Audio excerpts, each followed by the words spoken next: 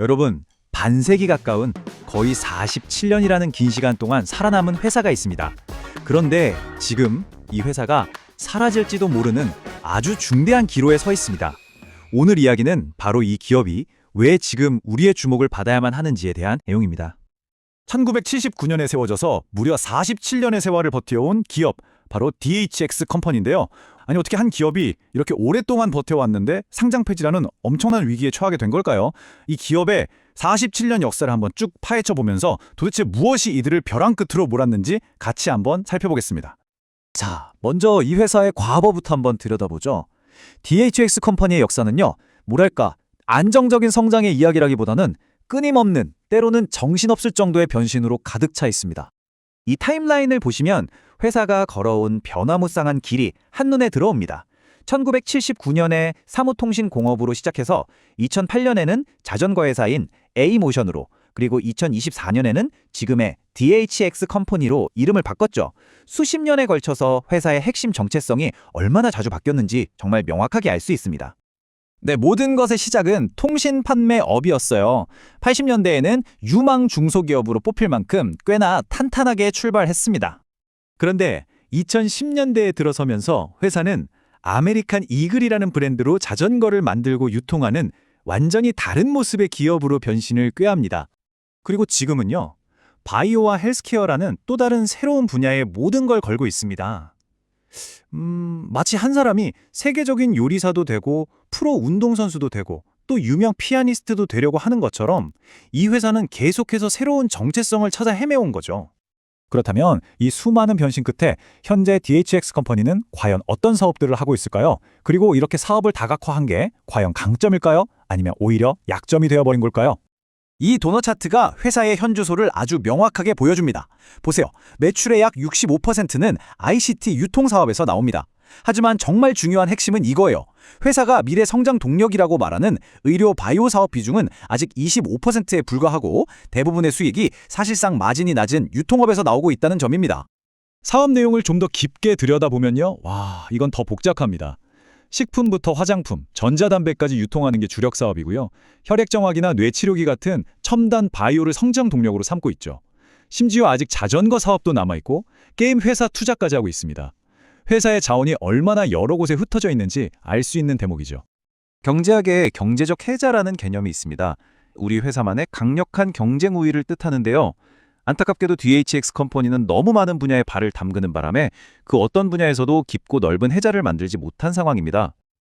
자, 이제 회사의 건강 상태를 한번 확인해 볼 시간입니다. 회사의 재무 성과를 보면 상황이 얼마나 심각한지 바로 알 수 있습니다. 매출액은 매년 롤러코스터를 타는 것처럼 불안정하고요. 더 심각한 건 바로 영업손실과 당기순 손실입니다.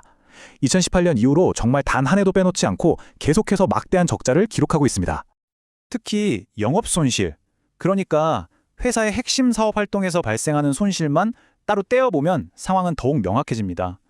이 막대 그래프가 보여주듯이 돈을 벌기 위한 사업 자체가 계속해서 막대한 손실만 내고 있는 그런 구조인 거죠. 그리고 이게 가장 치명적인 숫자입니다. 164.4%.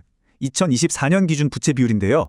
이걸 쉽게 말하면 회사가 가진 돈보다 빚이 1.6배나 많다는 뜻입니다. 거대한 저수지에 들어오는 물, 즉 수익은 없는데 손실만 계속되니까 이제 저수지 바닥이 드러나기 직전인 자본 잠식 상태에 가까워지고 있는 겁니다. 재무 상황이 이렇게까지 나빠진 데에는 크게 세 가지 원인이 있습니다. 첫째, 게임 회사에 대한 대규모 투자가 손실로 이어졌고, 둘째, 너무 많은 사업부를 운영하다 보니 비효율성이 극대화되었고요. 마지막으로 아직 돈을 벌지도 못하는 바이오 사업에 계속해서 돈을 쏟아붓고 있기 때문입니다. 하지만 DHX 컴퍼니는 이 위기 속에서 마지막 승부수를 던졌습니다. 최근의 움직임들은 그냥 개별적인 사건이 아니고요. 회사를 구하기 위한 아주 치밀하게 계획된 3단계 전략으로 볼 수 있습니다. 1단계로 재무 구조를 좋게 보이게 하려고 주식수를 줄이는 감자를 단행했고, 2단계로 사명을 바꿔서 새로운 정체성을 선언했죠. 그리고 마지막 3단계로 반려동물 헬스케어라는 구체적인 신사업에 뛰어들었습니다. 이 세 가지가 바로 회사의 생존을 건 전략적인 대응인 셈입니다. 이 중에서 가장 희망을 걸어볼 만한 승부수는 바로 이 반려동물 헬스케어 사업입니다. 파트너사인 이지놈의 정확도 높은 기술을 이용해서 빠르게 성장하는 1,500만 반려동물 시장을 공략하겠다는 계획이죠. 이것이 바로 DHX 컴퍼니의 미래가 걸린 가장 중요한 카드라고 할 수 있습니다. 자, 이제 마지막으로 DHX 컴퍼니의 미래를 결정할 서로 다른 요인들을 분석해보고 앞으로 어떤 시나리오가 펼쳐질지 한번 전망해보겠습니다. 긍정적인 면을 보자면 바이오와 반려동물 시장 자체가 빠르게 성장하고 있고 파트너사의 기술력도 검증이 됐습니다. 이게 바로 회사가 기댈 수 있는 희망의 불씨죠. 하지만 부정적인 요인들이 너무나도 강력합니다. 계속되는 재무 손실, 취약한 재무 건전성, 비효율적인 사업 구조가 회사의 발목을 아주 꽉 잡고 있습니다. 이걸 바탕으로 세 가지 미래를 그려볼 수 있습니다.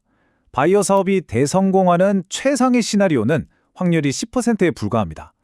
반면에 적자가 계속되다가 결국 자본 잠식으로 상장 폐지 위기에 직면하는 최악의 시나리오 확률이 50%로 가장 높게 분석됩니다. 결국 질문은 이것 하나로 모아집니다. 폭발적으로 성장하는 반려동물 시장과 바이오 기술에 건 마지막 배팅이 과연 47년간 이어진 끊임없는 변신과 재무 악화라는 그 역사로부터 이 회사를 구해낼 수 있을까요? 이 기업의 미래에 대한 여러분의 생각은 어떠신가요? 댓글로 자유롭게 의견을 나눠주시면 좋겠습니다. 다만 투자는 항상 신중하게 접근해야 하며 그 결정과 책임은 투자자 본인에게 있다는 점 꼭 잊지 마시기 바랍니다. 오늘 이야기가 유익하셨다면 앞으로도 계속될 흥미로운 기업 분석을 놓치지 않도록 구독과 좋아요로 응원 부탁드립니다. 다음 시간에 더 흥미로운 이야기로 다시 찾아뵙겠습니다. 감사합니다.